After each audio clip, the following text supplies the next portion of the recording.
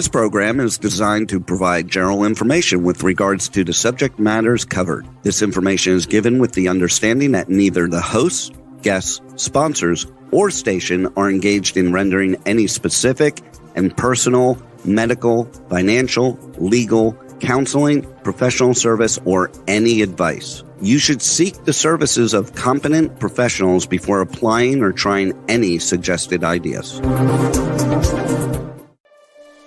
Magazine publisher and entrepreneur Judith Mancini is sharing captivating conversations with experts in their field about the latest trends in our ever-changing world to help you become healthy, wealthy, and wise. Judith Mancini Today will spark your interest and inspire you to lead your best life ever.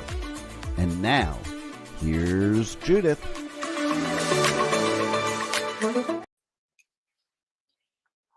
Judith Mancini Today is sponsored by Basic Brands, Inc., providing the highest quality specialty products in the natural food industry.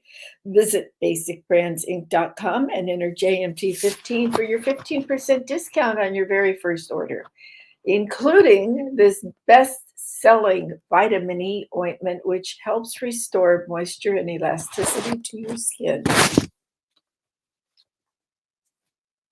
Hey! Good morning, good afternoon to everybody. I know it's noon, it's lunchtime, so hopefully you're listening and eating your lunch with us today over on the East Coast in the East time zone. Well, in the news today, I'm going to give you one woman's opinion, as I tend to do. And if you haven't heard, Alec Baldwin and Hannah Gutierrez-Reed were both charged with 2 counts of involuntary manslaughter. And David Halls, who was the assistant director, did a plea deal, and he got a suspended sentence and 6 months probation. I have my opinion on this. A lot of people don't like Alec Baldwin. He has a great body of works, but he seems to be somewhat of a difficult person to deal with. And I have to say, as the producer of this and also being in the project itself, starring in it, I'm not sure he's really responsible for this. Yes, he should know what everybody's doing and he should know about the guns and this and that. And now there are reports coming out that he was very nonchalant about handling guns and fooling around on the set and talking on his phone and all of that. Well, if you've ever been on a set, a lot of people do that and try to multitask. That's no excuse. I'm just recounting stories. But I really think the person who should be held totally responsible for this is Hannah Gutierrez-Reed. She was the armorer, and apparently she knew somebody. I think her father knew Alex or somebody. I don't know. He's also in the biz. Her father's also in the biz. And she didn't have that much experience. Now, we've heard stories, and the attorneys have come out and said, yes, Alex had his finger on the trigger. Who knows? Maybe there's some videos. I haven't seen them yet. Maybe he did. I don't know, but I really think Hannah Gutierrez-Reed is more responsible than Alex. And Alex is not a friend. I don't know him personally. I'm just saying how I feel about it. So you think about it, you watch the news, and even if you don't like Alex and what he's done, Alec Baldwin, think about justice. And let's see how this rolls out, because I think there will be a trial instead of just in front of a judge, unless he takes a plea deal of some sort, and I don't think he will. Remember, he wants to go back to work. He's got 7 kids with his new wife. So he needs the income, but that's no excuse. And his age, nothing else is an excuse. If he was responsible and he really did have his finger on the trigger, you never go around with your finger on the trigger unless you intend to shoot somebody. Let's face it. Okay, so that's my thoughts on Alec Baldwin. Now I want to talk about Alex Murdaugh. This is this dynasty of a law firm back east in the South, and he is being tried for a double murder of his wife and son. I don't want to discuss the trial because I don't know that much about it. But what I want to say is it good to have live court television on horrible things like this, that there is such a big public outcry? I think everybody's looking at those kids in Idaho that were murdered, and they're just salivating to see what will happen in court and watch it on television. I don't think that this serves justice, letting everybody see in the courtroom. That's all I have to say about that. It's a tragedy. It's a tragedy. The man apparently absconded with some money, embezzled money from the firm, and then his wife and son were murdered, and I guess that had to do with wills and insurance and everything else. It would be better in a book, not after the fact, not in everyday court where they turn off your local news or your national news and put the live cameras in there. And a lot of judges are not allowing that anymore. I think we saw the beginning of this with the O.J. Simpson trial. I could be wrong, but everybody was glued to the television for that. And there certainly was a public outcry for both sides. Was he guilty or not guilty? And he had people on both sides debating it every minute of the day. He was found not guilty, by the way. But who knows how much public opinion had that. Now, the jurors should be sequestered in all of these trials. And I hope that will happen. But, it's pretty darn hard in today's social media and everything being digital that people don't hear about these trials. So the people in the jury, I mean. So that's something to take into consideration when you're discussing this over your cocktails or your coffee, because everybody has an opinion on it. I can't wait. Tomorrow I'm having lunch with 11 of my girlfriends, and that will be so delightful for me because I don't go out that often anymore, being at home and working now that we're back on air. And that will be fun to discuss all that and see what their feelings are. Let's jump over to the border crisis. Some new numbers just came out, and I just want to discuss these with you. Some of you out there are probably very liberal and think we should let anybody come into the country and with no limits on them.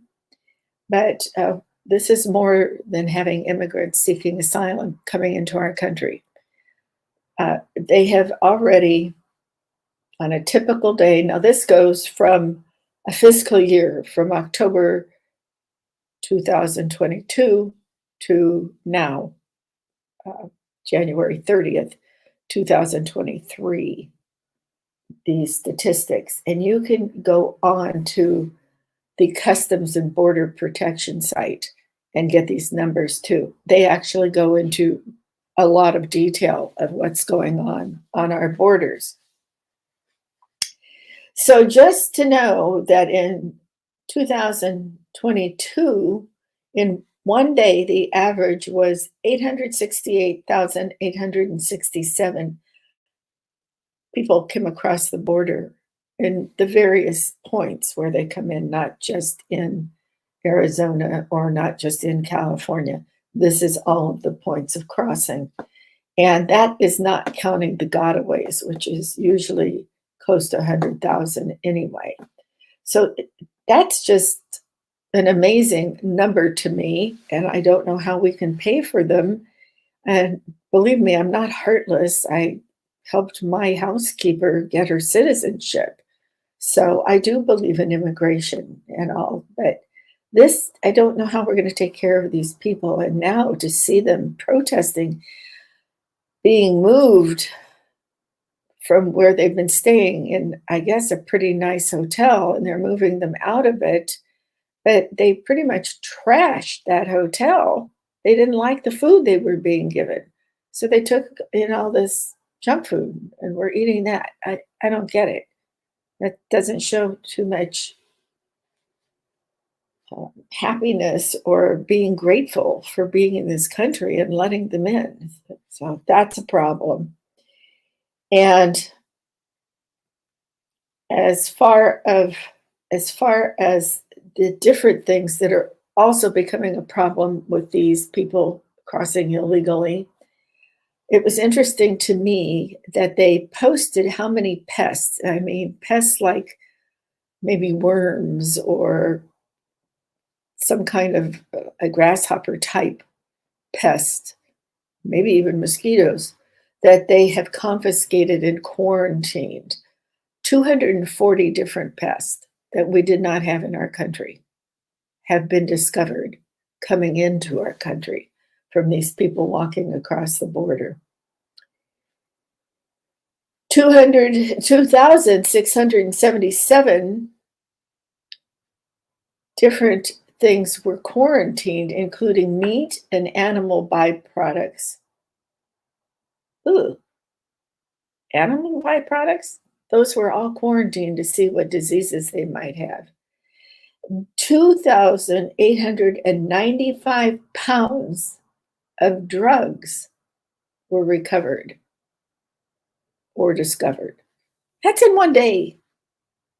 All these numbers are one day, okay? Besides the drugs, 217,700 illicit dollars or illicit currency was confiscated. And they're estimating that $800 million of intellectual property has been stolen and is being used. So maybe you have a fabulous book you're writing, or maybe you have recorded a song that you've copyrighted. This is stuff. And somebody has made a disc. I don't know if they do that anymore, but maybe on their phone or something. And they're trying to sell it. And these people have somehow hijacked it and are just distributing it free. So that's hurting everybody too, especially creators. And they found 8 people with fraudulent documents, meaning they were counterfeit. Well, what do you think these people were interested in doing over here? For the fiscal year, they have had 98 people captured who were on the terrorist watch list. So, people, this is not just being mean and ornery and not wanting people to come to our country. Again, I tell you that if you haven't listened before, I'm married to an immigrant who came here. My daughter is married to an immigrant. There's nothing wrong with immigration, but we need to get a handle on it because unfortunately, there are bad people coming in too. Plus, we also have the financial responsibility that is taking away funding from our homeless. Excuse me, I'm dropping my camera, my laptop. So we need to really think about this and see what we can do about it. And let's build that wall and let's do this in a proper way. Now, you may think because you live in California, in the Los Angeles, San Diego area, that you know where the border crossing is, because many of us who live here have gone down to Tijuana and Ensenada and then onward into Baja California. We love Mexico. We go all over Mexico. We go from the west to the east and all inside of Mexico, central Mexico, all around. We love Mexico. So, but most people here don't go any further than the coastal cities and all. Now, Tijuana, if you're driving or you want to walk across for the day, have great restaurants and fun things to do, is right in or just past San Diego. That's where the border is. And it gets very backed up. So it takes hours to get through sometimes. I do believe you can get a special pass now if you work in California or you work in Mexico or something, or you're going to visit relatives and you're going more often. I think you can get a special pass where it doesn't take so long. But you need a passport now. You didn't used to have passports to go to Mexico or Canada for that matter. But back over 20 years ago, they started requiring passports, which is a pretty good idea, I think. It's a good form of identification for you to carry with you when you go places. And the interesting thing is, Tijuana is not where all of the illegal immigrants are trying to cross the border. They're crossing in other places. One place that is pretty close to Tijuana, should be like a 10-15 minute drive, if even that, is San Ysidro. And I understand that has become the chosen spot for smuggling. They've smuggled children and women for trafficking. They've smuggled, who knows, food, money, and this seems to be the people coming across the smuggle or crossover illegal around San Ysidro, which is not really a residential area as developed as Tijuana is. So that was interesting to me also. A girlfriend and I were down there we were with couples, and the two of us, my girlfriend and I, decided to drive back after our trip. We went down to the Valley of Guadalupe, where all the wine is growing, the vineyards are growing, and all. Mexico has some fabulous wines. So we were taking a wine tour and staying down there. And after our 3-day stay, or 4-day stay and 3 nights, she and I decided to not wait in line at Tijuana to go back across. And we thought we knew the way to San Ysidro, but since either one of us had been there to drive in, we had forgotten exactly how to get there because there were so many new buildings and streets. We kind of got lost. Well, thank goodness I understand some Spanish, but my girlfriend really speaks a lot of Spanish. She's very good at it. So she was able to get us back to San Ysidro. And we thought we'd never get out. We'd have to go back and park our car in the long line in Tijuana. So that was fun. And if you get the chance, you should go do the wine trip through the Valley of Guadalupe, because it is outstanding wine and fun, fabulous restaurants too. Okay, so that's my talk on the border. And I want to end my news in the news portion with a little bit on Tom Brady, the GOAT. The GOAT, the most Super Bowls won for one quarterback, the longest tenured quarterback with 2 different winning Super Bowl teams. And he's 45, and he has retired before, and that's when he switched and went to Tampa Bay Buccaneers. And he has decided to retire again. And he came on social media yesterday and said he was retiring at the age of 45. So everybody loves Tom Brady, except maybe Giselle. They got a divorce. This is a lot to go through when you're deciding to change your career. He wanted to go back and play football. She had given up her career for her marriage and her kids and her husband. And, you know, she's a supermodel. She was the highest paid model and very beautiful. And so she gave that up and played housewife and mommy and all for several years. And she thought Tom was retiring for good when he retired the first time.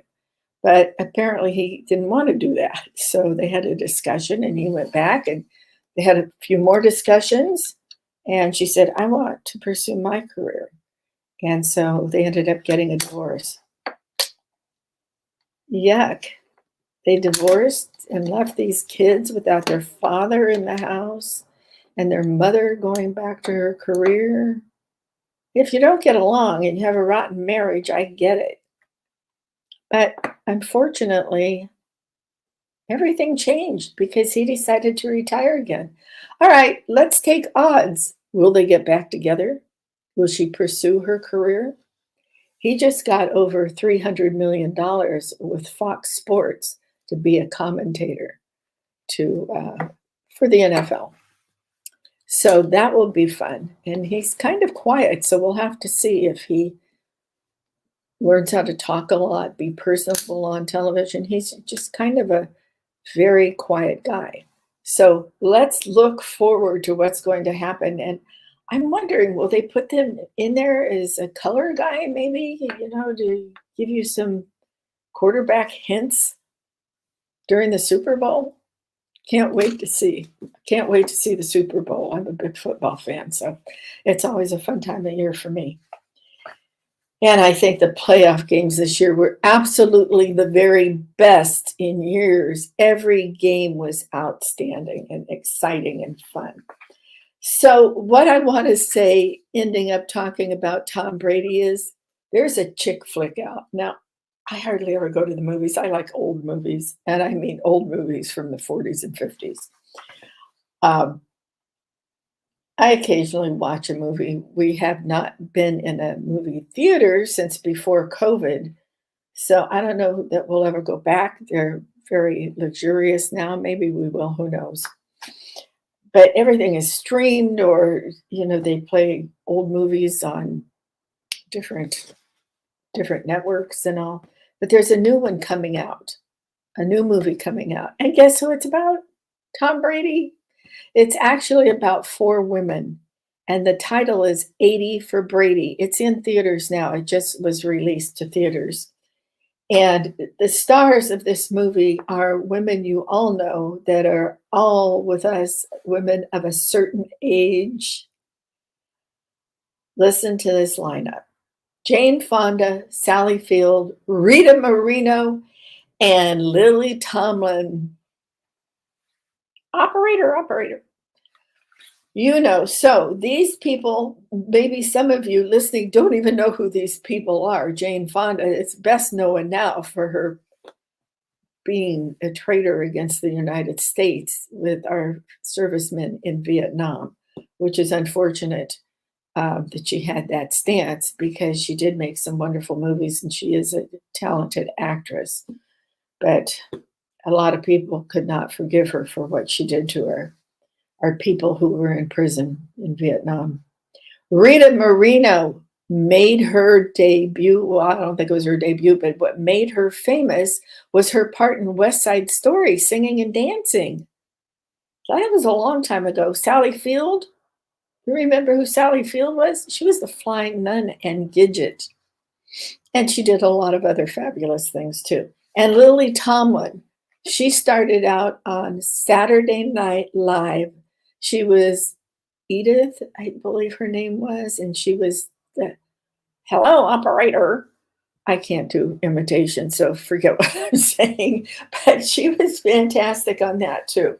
So this should be a really fun movie, and it is in theaters now, and I don't get paid to say that. I just think it will be hilarious, and I do know that Tom Brady makes a couple of cameo appearances. Maybe he has a speaking part too, I don't know. So that is my news today. And remember, the title of this show was Loneliness, Rejection, Purpose versus Optimistic, Energetic, and Ambitious. Which are you going to choose? Well, let's talk about stress first, because all these things can make you, if you're in the first part of it, lonely, and you feel like you're being rejected and you feel like you have no purpose in life. It can cause you a great deal of stress. So I want to help you reduce your stress with one small exercise today, or self-massage to help you. Your vagus nerve runs up here, and it goes all the way down your body, and it influences how you look, how you feel, what you think, everything. And it helps to balance your hormones too. And I know a lot of you women of a certain age may be going through menopause now or perimenopause, or you may have finished what you think you finished menopause, but your body has changed. And a lot of things play with your mind. So learn how to take care of this. And you may as well do both sides right here. Take care of this vagus nerve by reaching behind you and massaging your vagus nerve and all the way down to your shoulders, and do it as long as you can. Don't do it less than 90 seconds. And up again. Okay, so you know how to do that now. So that's going to help you with your stress. More on stress every show, because that's what happens. We get too stressed out. So the first thing we want to deal with is loneliness. Now, there's a whole lot of reasons why you may become lonely. And some of it is because you've been married for 30 years, 40 years, something like that, and your spouse passes on. So you suddenly find yourself an empty nester and you've lost your partner. So you're wandering around your house, wondering where to move to, what to do. And maybe you've given up most of your things. Maybe you haven't been a career woman. Maybe you have not joined different charities. Maybe you've just been concentrating on family. So now is the time for you to get up and move your body and get out to see people. But here, I first want to make you understand that being lonely doesn't mean you have to be depressed or that it leads to depression. There are a lot of people who don't want to be with other people. They're loners. They enjoy their own company. They enjoy reading books. They enjoy taking a walk by themselves. So don't confuse loneliness with being a loner. And there's nothing wrong with being a loner. But you should get out into public and do some social things too. So how do you find people? Well, I'm always talking about my high school class because some great ladies have kept us together, and we have a reunion. We used to have one every 10 years. Now we have one every 5 years. That's because we're older and we're losing some people. So that's one way to do it. And the community you live in may have a community center. Maybe you have a park district that has different speakers come in and you could go. Maybe you want to hear something on conserving water during the summer and how you want to change your plants to more drought resistant plants, something like that. Or maybe you're interested in a book club. Starting in your own community is a good place to start that. And you don't have to have somebody in your life, in your house, go out to lunch every single day. But adding a few people and meeting new people will help you with your loneliness. That kind of speaks to loneliness, but it goes right into rejection in my mind. Because once you stop working and maybe you do meet some new people, and maybe you're very outspoken with your thoughts, and maybe you've been sitting at home talking to yourself and agreeing with every news person on television and thinking how horrible our country is. Yeah, we have some problems, but maybe you don't want to be quite so outspoken because you may offend people. Everybody's entitled to their opinion, and that leads to rejection. And so people often look at people that are loners as a little oddball. Well, I'm here to tell you, every time I've been married, and I've been married 3 times. Okay, I'm very happily married now for 27 years, but I made a couple mistakes. And I will tell you, when they went away on business trips or golfing trips or whatever they were doing, I still had children at home and I was also working. But I became kind of a loner, more independent. I enjoy my own company. I enjoy reading a book, like I just said. I enjoy learning new things, but I also joined a lot of charities because I love to help people. And in my careers, that's what I've done, is help people. So I think if you do this, this will give you a chance not to be rejected by spouting off things that may be contrary to other people and not acting strange around people, like not controlling your emotions. If somebody is saying something that you don't like, let's not be shouting them down. Let's think about their reactions and their emotions also. The other thing after rejection is purpose. And one of the things that I want to talk about is your purpose in life. And if you go to these things and you've suddenly decided what interests you, you might want to try out different things that your community offers, or your community college, or your local university sometimes has adult only classes that you can go and listen to, and they let you come for nothing. Auditing, it's called auditing the class. And if you explain to the professor why you want to audit it, and you have a good reason, for instance, a lot of women decide that they want to be entrepreneurs and become life coaches.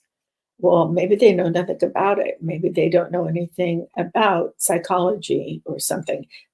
You might find a class that will teach you something and show you if you really are that interested in it or have a strong reason for wanting to be in it, and they will let you audit the class. So you can do all sorts of things. Go volunteer someplace if you can. Help those kids at school. Maybe you're so talented in teaching things that the school needs somebody to come in and teach our kids. They're always short of teachers for these schools that have bigger classes. They may have 40 kids in the class and they need somebody to come in and be kind of like a monitor and maybe help them. And I'm talking about elementary school, and maybe they need help with their math classes or their reading classes, or maybe they have an arts and crafts class once a month for these kids. There's a lot of days in a week and a lot of hours to fill from 9 to 3 or whatever the schedule for classes are. My kids have been out of school for so long, I don't remember. So this might be a way for you to find what your purpose in life is. Maybe you've been dreaming of something ever since you finished your career or you finished your school. Maybe you have a life of leisure and you want to go out to the gym every day. That's fine too.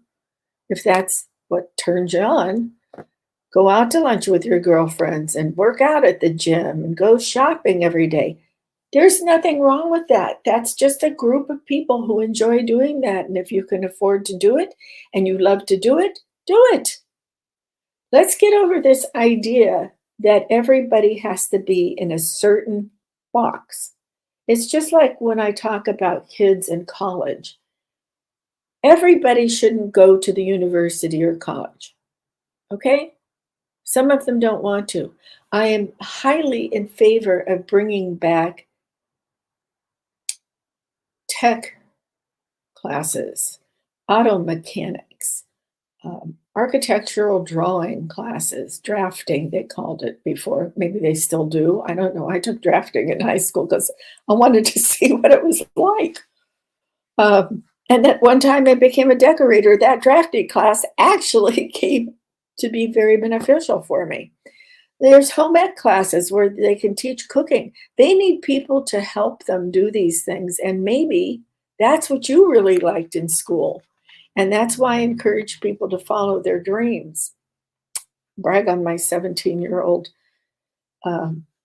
grandson who knows he doesn't want to go to college, but he knows he needs to take some classes to help him in his business he wants to start. Now he loves cars. He lost his father. That was my son.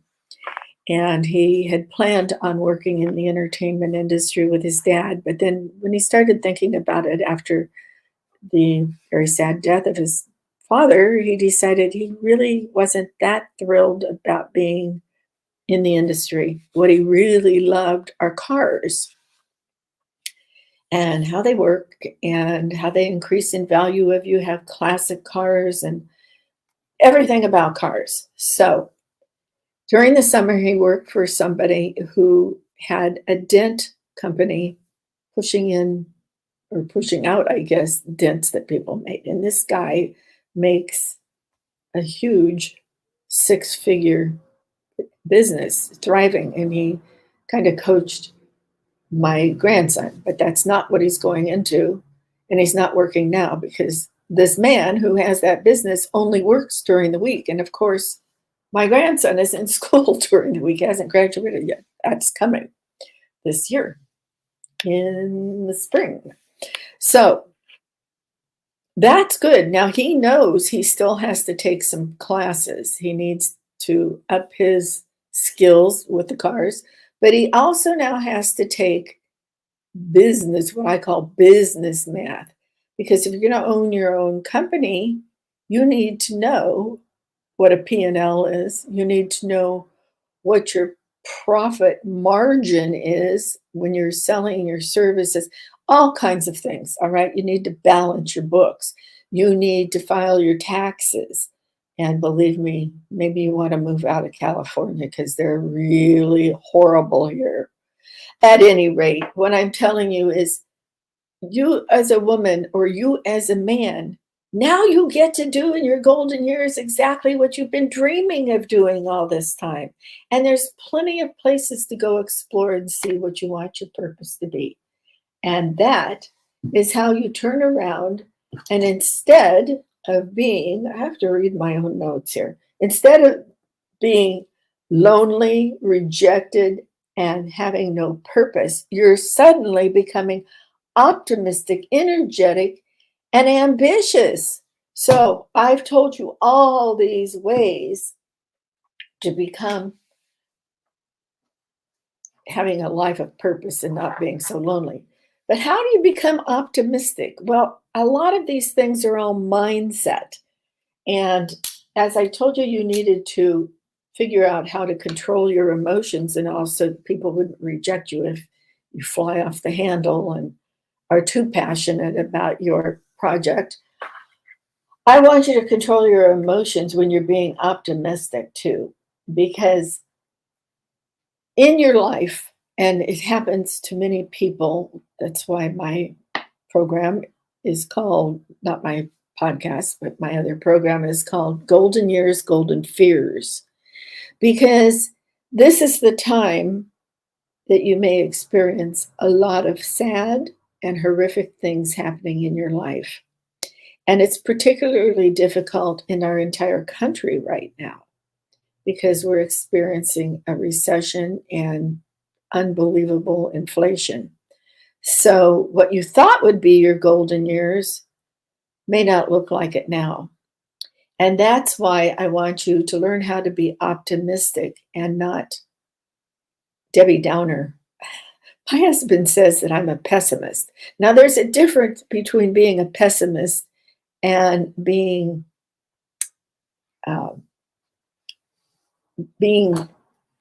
optimistic.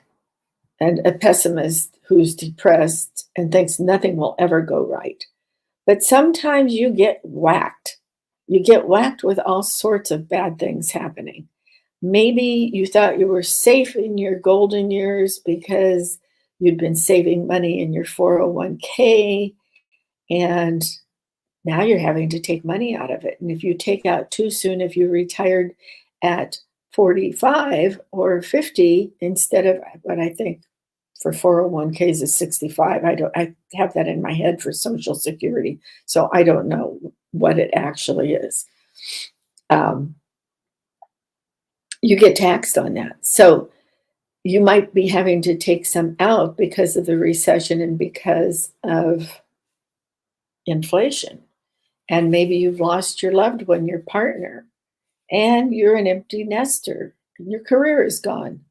Well, now's the time to turn it around and be optimistic. I just told you how to go find some purpose in your life and how you can turn it around. And in the next few shows, I'm going to discuss some different side hustles for you and things that you might be interested in, and some things that are being on social media and telling you you can earn six figures in income right away. Don't go near those things. Those are scams. That doesn't happen with anybody. Okay. But there are legitimate side hustles and a lot of people are doing them. So we will check into that, and thinking that you're going to have your whole family together for Christmas and that doesn't show up. That happened to us. And I'm not pessimistic. I wasn't pessimistic saying, oh, we won't be together for Christmas again. But we were still knocked down by COVID because my daughter started coughing and she'd not had COVID. She'd had some shots, some vaxes, but she did get COVID. And it sounded like bronchitis to begin with, and it turned into COVID, and she wasn't that sick. And she's over it. And then the kids got stomach flu.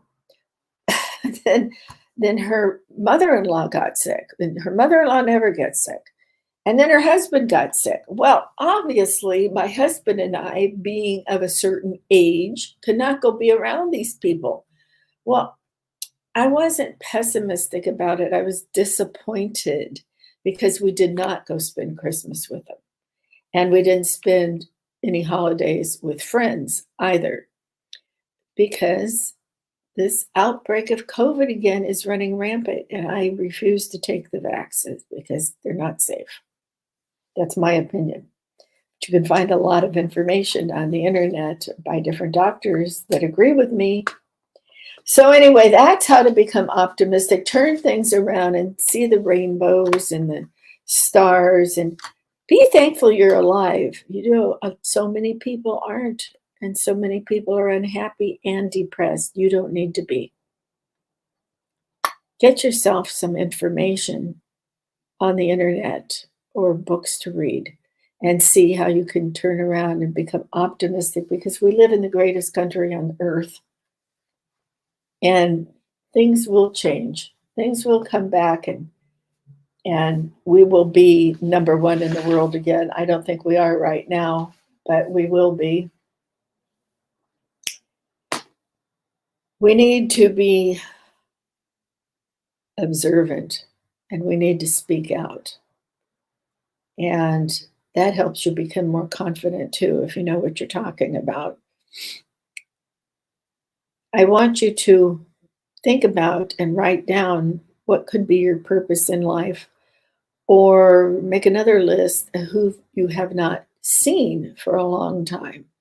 You would be surprised. A lot of people stopped seeing their friends during COVID, and that's very hard. So make a list of whom you used to really enjoy being with, and see if you can't call them up and have coffee with them or have lunch if you have more time. Somebody called me the other day from my high school class, and we didn't really even know each other in high school, except she informed me that I sat behind her, or she sat behind me in home ec. And she's a beautiful lady. She was beautiful in school, and she's beautiful now. And she lost her husband not too long ago. And she saw from following me on Facebook in our Gardena high school class that we lived in the same area. So we went and we've had dinner together, we have drinks together, we've had lunch together. What fun. We have nothing in common of our life, how it was after high school. Not a thing, except we're both basically happy people. And we do have friends left from high school, which we cherish. So you never know what's going to come into your life. It's not just bad things, it's good things. And I'll tell you, if you have a spiritual life and you believe in something, that's going to help you. Mine is God. I believe in God and I pray to him a lot. And he's held me up during this very sad time of my son's passing. And he holds me up when I need to ask him a question for business. He held me up when I found a sponsor so I could stay on air. It's remarkable what happens when you really have a strong belief. So if you're into praying, say a prayer today for all the people in the Ukraine who are suffering and losing their husbands, and the people that are the Uyghurs in China that are being hoarded up, rounded up, and being forced into labor and also being killed. Remember the people like that. We have a good life here. Let's keep it. Speak out if you don't like what you're seeing. Speak out, speak up, and be heard. Okay, I want to leave you today with these words. And remember, do what Jonathan Livingston Seagull said. Cherish yesterday, dream tomorrow, and live today. Bye-bye.